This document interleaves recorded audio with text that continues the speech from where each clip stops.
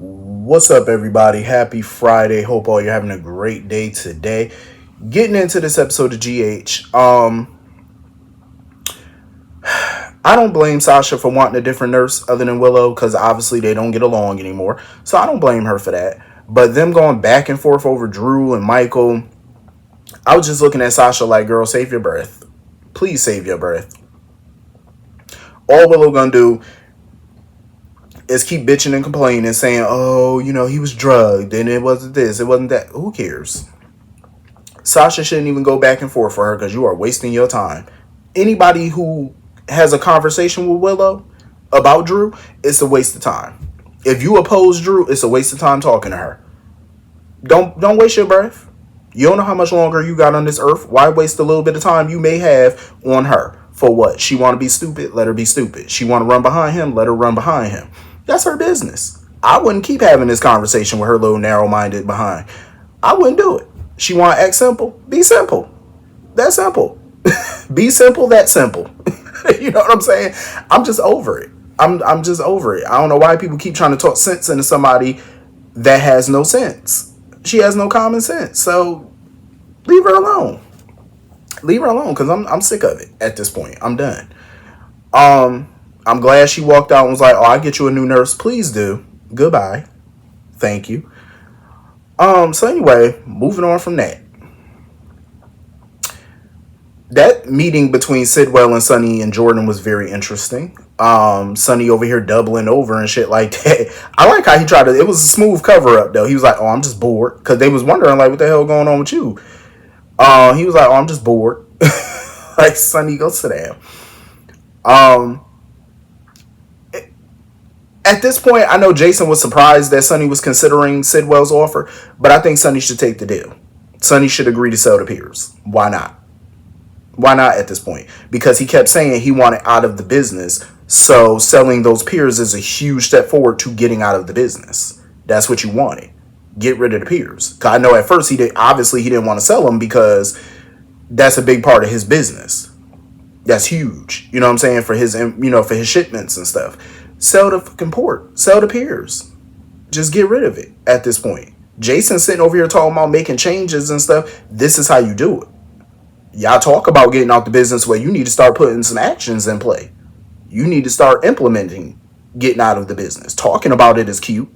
It's nice, but we've heard y'all talk about it a million times before throughout the years whenever y'all thought about getting out. But then y'all made no actual moves to getting out.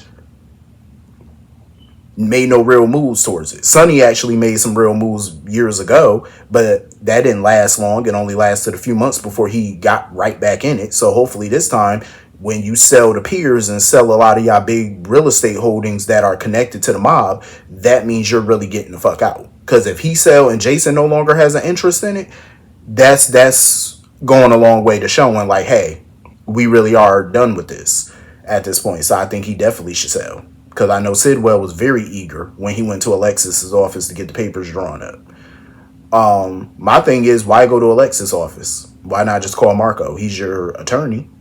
Even though Marco now works for their law firm, but still, Marco is your direct attorney. Like, he handles all your business stuff, despite the law firm he works for. I would have just called him directly. Because if I was Alexis, I would have told him, call your son and get out my face. So anyway, moving on from that. Dante was really irking my soul per usual with him attacking Jason about his parenting and stuff like that. Jason really act like Dante really act like he the superior parent. Like, sir, yes, I can't take that away from Dante. He is a good father. He is. But don't sit here and attack his parenting. Attack Jason's. At the end of the day, do I agree with a lot of parenting stuff that Jason do? No. But he's not a horrible father. He just needs to definitely pay more attention to his son. But I also feel like Jason feels guilty because he wasn't around for quite some time in Danny's life. So, of course, he tries to be a little lenient with him. Plus, Danny just lost his mother a few months ago, almost a year ago. So, he's trying to cut him a little bit of slack. However Jason chooses to parent his son is how he chooses to parent his son. Dante need to be quiet. Just because it's not something you would do, at least he's parenting his son now. At least he's disciplining him in a way that's not, harsh per se, but he's finding a different way to discipline. Dante isn't disciplining his son at all. Like, not at all. So if I was Jason, I wouldn't even sweat the shit that Dante was talking. But I am glad that Jason is, wanting to put his son first. Like, he wants to make Danny a priority. He wants to start making changes in his life. Good. At least he acknowledges that. And he's going to do it, hopefully. When Lulu was on the phone at her house, trying to dig up whatever dirt she can on Lois about her whereabouts, the camera angle was very weird to me. Because when Lulu was walking and she was on the phone, the camera panned down to the floor. And it was very weird. I said, why they do that? Like, was that a mistake? Or was it meant to be something? Like, why did you pan to the floor like that? It was very weird. I've never seen them, I don't think, do that. It was a very weird camera angle. But anyway, when she had that conversation with Danny or whatever, and he was, overly apologizing and explaining what happened and stuff like that. You know what I loved? And I will give Lulu her props.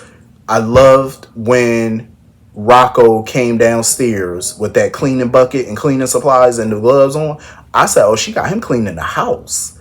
I said, that's what the fuck I'm talking about, Lulu. See, that's a discipline. That's what I'm talking about. You clean this entire house, the front porch, inside, outside. You clean this whole bitch up. That's your punishment. I like that.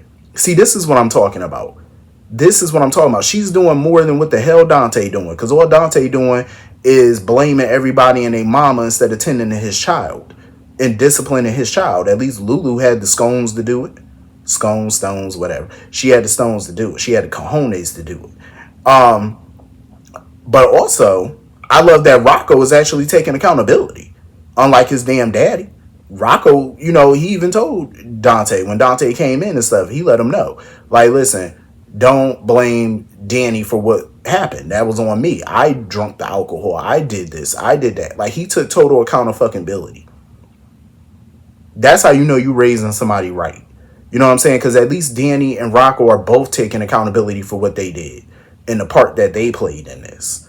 You know what I'm saying? Because Danny shouldn't shoulder 100% of the fault here. Hell no, he shouldn't. Your son is old enough to know better. And I'm glad Rocco got the good sense to know better. You know what I'm saying? To take ownership of his mistakes. I said, now this is what I'm talking about. I feel like some of these damn teenagers are more mature than the parent. And that's sad. That's sad. Dante, though, he even gave them a break. He said, why don't y'all go have a video game break? You know what I'm saying? I said, okay, Dante, you getting a little, you calming down. He even apologized to Lois, for his outburst towards her and Gio. I said, it's about time. Get some sense. But I know he gonna be mad at her again when he find out the truth. So that little apology ain't gonna last. So anyway, moving on from that, Lulu was getting the dirt through Ned, about where Lois was and stuff. And unbeknownst to Ned, he didn't even know that he was giving up the tea. Because he was letting her know, like, oh, she was traveling out the country. She was doing this, that, and the third. And BLQ, she basically took BLQ out of school. So Lulu was like, oh, so she was out of school for like 6 months. Lulu was putting the pieces together. She's gathering every little piece of information that she can around the time Gio would have been born. You know what I'm saying? Like, she's gathering this intel. I said, okay, Lulu. Okay, I see you. She getting that info. So anyway, moving on from that. Everybody is pretty much up in arms with Tracy at this point. Because even Curtis is trying to figure out, like, why are you aligning yourself with Drew and Sidwell just to get rid of Sonny? Even Ned isn't on board with Tracy's plans. And trust, Ned acknowledged that, he don't like Sonny. He's not a fan of Sonny. And the family, nobody in the Quartermain family is really a fan of Sonny like that.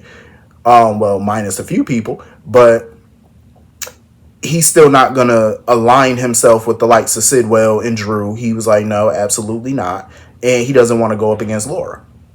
He's not trying to make Laura an enemy of his because he like her. But, Tracy going to be Tracy. She going to do whatever she want to do. This is her way she feel of getting rid of Sonny. And Drew pretty much feels the same way as well because they all think, well, we get rid of Sonny, oh, it'll stop the violence. Oh, the crime will go down. Oh, this, that, and the third. I'm like, y'all are so just narrow-minded when it comes to this. Like, y'all need to see the bigger picture here. Even if you get rid of Sonny, it does not stop crime in your town. It's not going to stop it. Plus, you're probably going to get somebody way worse. Have they not been around when Anthony Zakara came into that town? Now, imagine if Annie, imagine if Anthony was to bump Sonny off back then. You know how worse off that town would have been with Anthony in charge? Please. You kidding me? I mean, I can understand them wanting to get rid of Sonny, and I'm not mad at Tracy for going after Sonny. I applaud her for it. I just don't like the method that she's doing. I prefer if she did it by herself without the help of Sidwell and Drew. You know what I'm saying? Because I feel like she's going to eat those words. You know, because what if Sidwell does take over and he's 20 times worse than Sonny? She's going to be kicking herself in the ass. And it was so funny watching Tracy talk to Ned about the adoption, because BLQ and Chase are talking about adoption. And she was like, I am not looking forward to becoming nobody's great-grandmother. Tracy knows she lying. She love kids. She could sit there and tell them tales all she wants to. She love the children. And she damn well know it. She knows she love her some kids.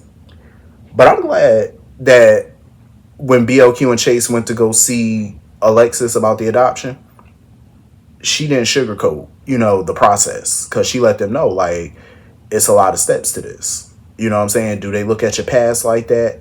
Not really. Like, they do, but they don't always hold the past against you. But it's going to be a long process for adoption. Like, you're going to have to jump through some hoops. It's going to take some time. It's not going to happen overnight. So I'm glad she was, honest with them about it. So anyway, moving on from that. Porsha makes me sick. Like, seriously, Porsha pissed me off. Like, Drew sitting here basically telling her, you need to get your husband in check. Tell him to write some stories, some good stories about me. Make me look favorable in the press. Because even Willow went to Curtis about that. Like, even Willow was talking to Curtis about writing, better articles about him. And Curtis basically was like, listen, all I'm going to put out there is Drew's statement. That's it, because we don't know if it's true or not. I'm not going to write no article that paints him in a great light. I'm not doing it. I'm just going to put his statement out, and that's it. And Porsha really pissed me off. Like, she really going to tell Curtis that basically he should put out good press. Like, start giving Drew some good press. Curtis was looking at her like, what? Because Curtis is on Laura's side. Curtis ain't going up against Laura. And now you want him to put out good press and get behind Drew? Absolutely not. Like, Porsha crazy. Like, she about to blow her marriage all the way to hell. She is. She about to blow her marriage sky high, all to keep this secret, when she should have just told her damn husband what's going on. Like, why are you letting this long neck dummy blackmail you? Dumb. So anyway, that was pretty much the whole episode. Hit the comment section. Let me know what you all thought. And I will see you all later. Have a great day. Peace.